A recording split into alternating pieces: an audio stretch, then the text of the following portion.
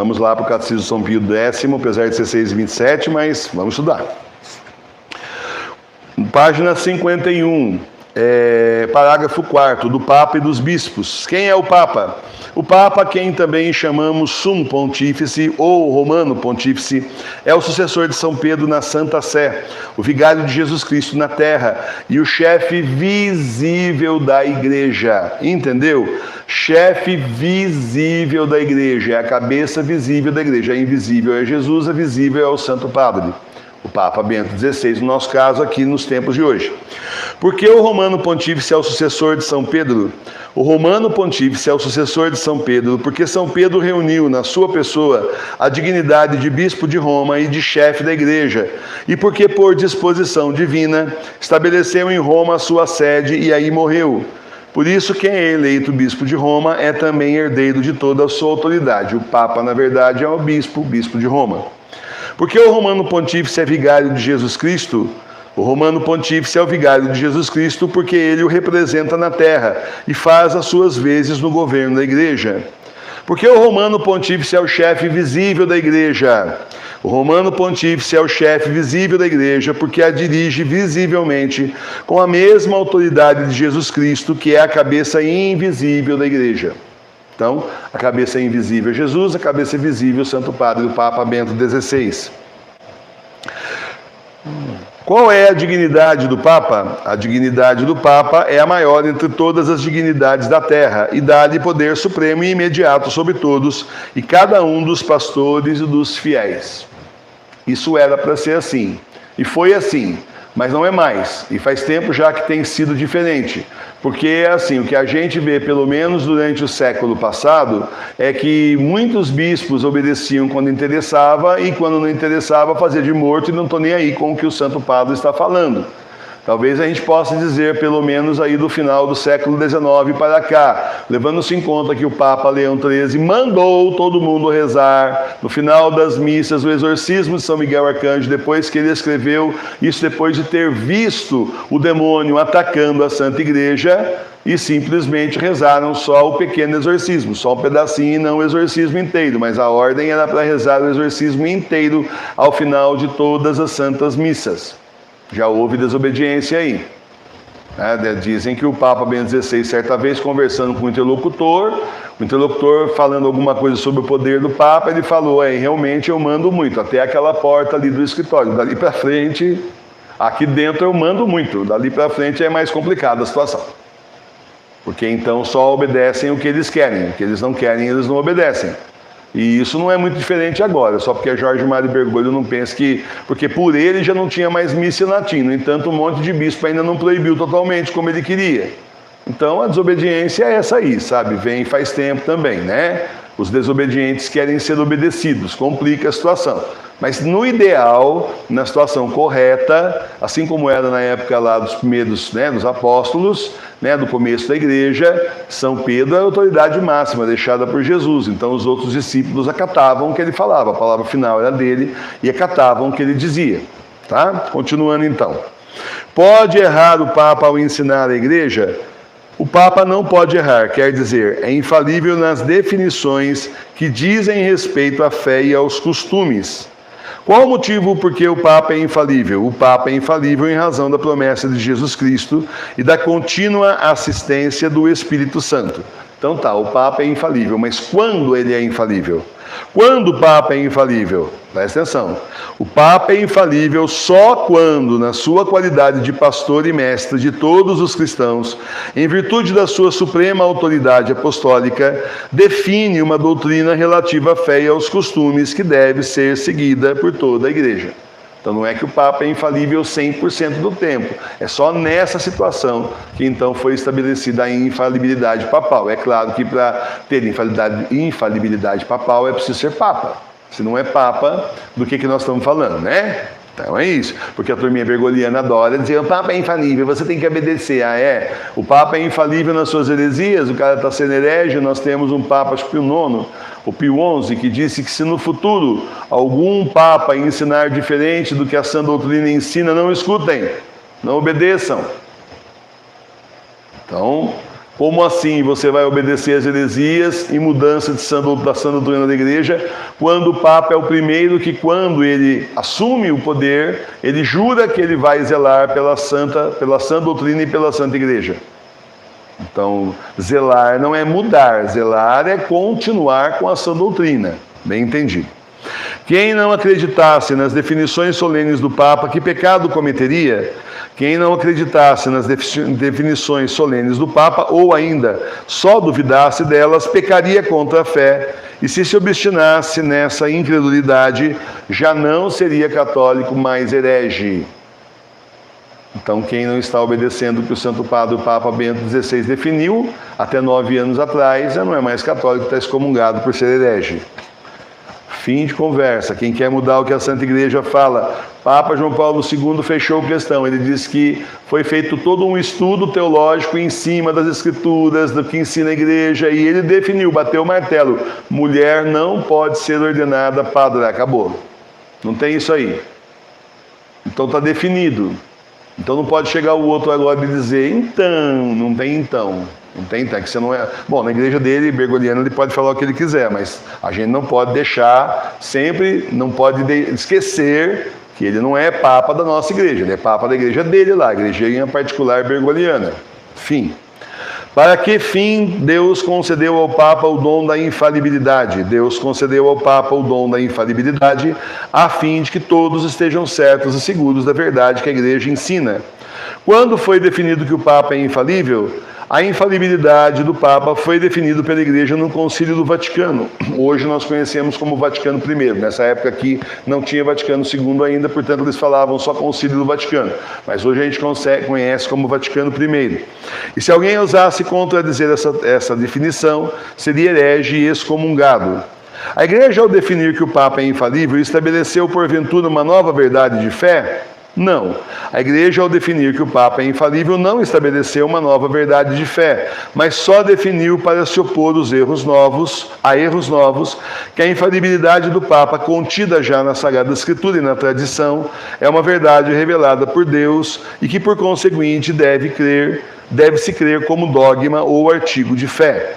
Então, aí, ó, a igreja está definindo, mas baseando-se nas Sagradas Escrituras e Sagrada Tradição. Mostra para mim onde é que tem mulher padra nas Sagradas Escrituras e Sagrada Tradição e a gente conversa mais uma vez. Mostra onde é que está aí, mostrando que o cidadão noivo, como já aconteceu, foi um escândalo aí fora, pode chegar lá com 3 mulheres e casar com as 3 na frente do altar e o padre casar os 4 e dizer que está tudo certo, estão casados. Não tem. Então, o que não tem, o que não valia 2000 anos atrás, continua não valendo agora. Pronto, acabou. Sempre vai ter um padre mito passando paninho, né? Se eles decidirem isso aí, pode ter certeza que vai ter padre mito tentando explicar o inexplicável, porque é pago para isso. Muito bom. Como qualquer católico deve proceder para com o Papa? Todo e qualquer católico deve reconhecer o Papa como Pai, Pastor e Mestre Universal e estar unido a Ele de espírito e coração. Vou falar de novo. Todo e qualquer católico deve reconhecer o Papa, Bento XVI, como Pai, Pastor e Mestre Universal e estar unido a Ele de espírito e coração. As pessoas, quando celebram a missa por Jorge Mário Bergoglio, estão unidas em espírito e coração a Jorge Mário Bergoglio, que é herege, que não tem nada a ver, não é Papa da Igreja verdadeira. Ele é Papa da Igreja Bergogliana, pronto. Então estão em pecado terrível, porque além de tudo estão negando o papado legítimo do Papa Bento XVI, que foi escolhido pelo Espírito Santo. Então estão excomungados da Santa Igreja. É isso, gente. Muito bom. Depois do Papa, quais são, por instituição divina, as personagens mais venerandas da Igreja? Depois do Papa, por instituição divina, as personagens mais venerandas da Igreja são os bispos. Quem são os bispos? Os bispos são os pastores dos fiéis estabelecidos pelo Espírito Santo para governar a Igreja de Deus nas sedes que lhes são confiadas sob a dependência do Romano Pontífice. Você não vai em nenhum momento pensar que esse bispo aí, que fala da Pachamama, que fala do do indivíduo lá, né, do PT, que simplesmente defende aí o Concílio Vaticano II, aceita do Concílio Vaticano II, quem está contra o Concílio Vaticano II não está na igreja, como se fosse um concílio dogmático, está ensinando errado. Você não vai achar que esse bispo que está aí acolhendo, acobertando padres pedófilos e demais escândalos na igreja, você não vai achar que ele continua sendo bispo, né? Se é que um dia ele foi. Você não vai achar isso, né? Que ele foi escolhido pelo Espírito Santo, porque daí a gente teria que falar assim, não, pera, o Espírito Santo não erra. Então, peraí, tem aquele bispo lá, que é um daqueles padres que foi colocado pela Bela Dodge, aquela gente espiã russa, que colocou e infiltrou, só ela sozinha, fora os outros, ela sozinha, ela conseguiu infiltrar 1000 seminaristas, eles na verdade não eram seminaristas, eles se transformaram, mas eram espiões russos, muitos deles até homossexuais, e eles então entraram na igreja, eles conseguiram ser ordenados padres, enganaram todo mundo direitinho, e depois disso eles conseguiram vários deles serem bispos, e você não vai falar que essa gente foi escolhida pelo Espírito Santo, porque isso é pecado contra o Espírito Santo, por favor, são inválidos, a ordenação dele não vale nada vezes nada, deles todos. Então é a invasão da igreja que também foi proclamada pelo Senhor nas revelações reconhecidas aí pela Santa Igreja, né? Tanto por ele como também por Nossa Senhora. Então, gente, os tempos são outros, gente. Como era bom esse tempo aqui, né? Os tempos são outros, os tempos são maus, como dizia São Paulo. Que é o bispo na própria diocese. O bispo na própria diocese é o pastor legítimo, o pai, o mestre, o superior de todos os fiéis, eclesiásticos e leigos que pertencem à mesma diocese. Por que o bispo se chama pastor legítimo? Chama-se pastor legítimo porque a jurisdição, isto é, o poder que tem de governar os fiéis da própria diocese, lhe foi conferido segundo as normas e as leis da igreja. Então, nós estamos falando dos verdadeiros. De quem são os sucessores o Papa e os bispos? O Papa é sucessor de São Pedro, príncipe dos apóstolos, e os bispos são sucessores dos apóstolos, no que diz respeito ao governo ordinário da igreja. Que bom se todo mundo tivesse essa noção e agisse assim, não é mesmo? Como realmente sucessores de São Pedro e dos apóstolos, não como salteadores e tomadores do poder. Deve o fiel estar unido ao próprio bispo? Sim, todo e qualquer fiel eclesiástico ou leigo deve estar unido de espírito e de coração ao próprio bispo, que está em graça e comunhão com a sé apostólica. Aí tem um problema, ó, que está em graça e comunhão com a sé apostólica. Sé apostólica, verdadeiro Papa, Papa Bento XVI. E quantos bispos você conhece que estão com Bento XVI? Conta nos dedos? Eu não conheço nenhum. Mesmo aí Viganó e esses outros bispos aí, Schneider e etc., Burke, Cardeal Burke e outros que começaram aí a ganhar a mídia, né? Quanto mais o Bento XVI cresceu, mais eles começaram a criticar Jorge Mário Bergoglio. Todos eles dizem que o Papa é Jorge Mário Bergoglio e que o Cardeal Ratzinger gerou então, é o Papa Bento XVI emérito, né? Desse jeito, fazem parte do esquema. Professor, mas não é possível todo mundo, não é possível, senhor. Todo mundo, professor, está errado e só o senhor está certo. Todo mundo está excomungado da igreja e só nós que estamos na igreja, professor.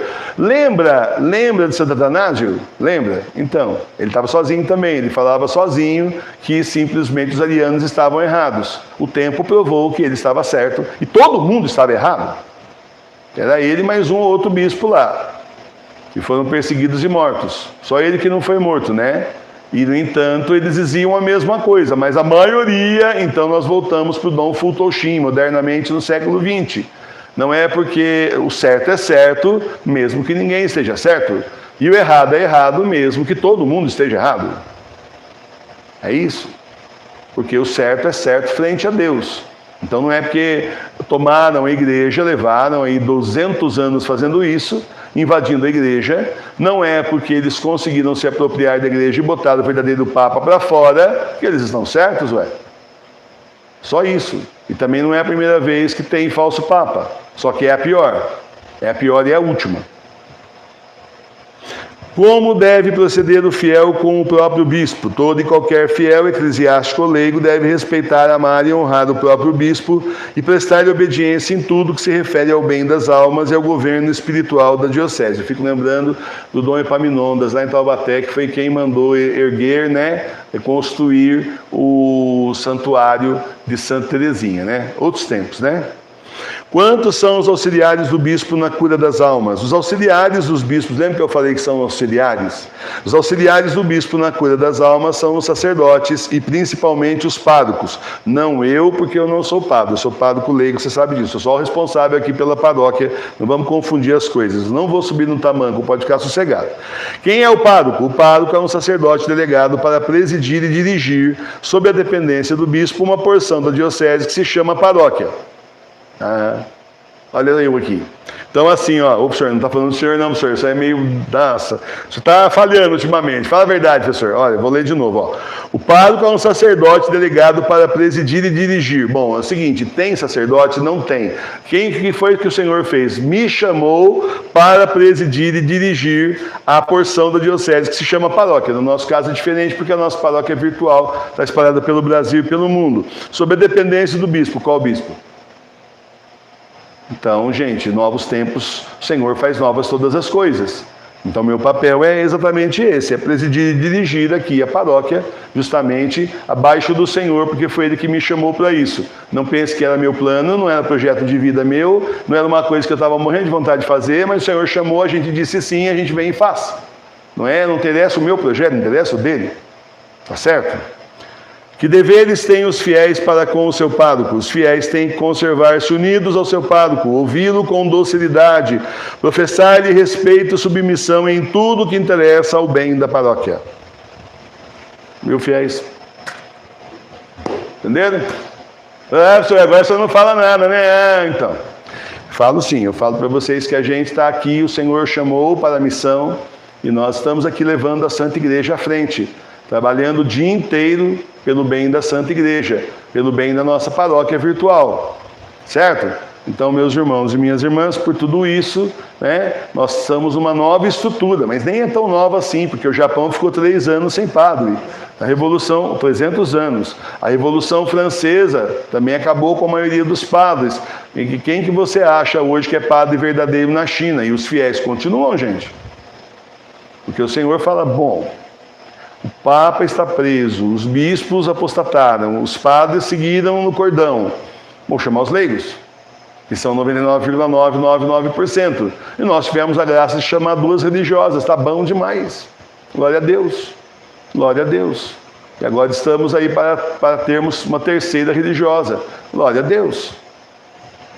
Certo? Agradecemos ao Senhor por essa imensa graça, por ter nos chamado, por ter confiado em nós. Quando eu falo nós, família Sagrada Face inteira, somos indignos, não temos nada que a gente pudesse dizer em nossa defesa. O Senhor me escolheu porque eu nada. Simplesmente o Senhor nos chamou, miseráveis como nós somos, e nós, família Sagrada Face, estamos aqui juntos, então, levando a Igreja de Cristo à frente. Pronto, é isso. Nossa missão é essa aí. Muito bem.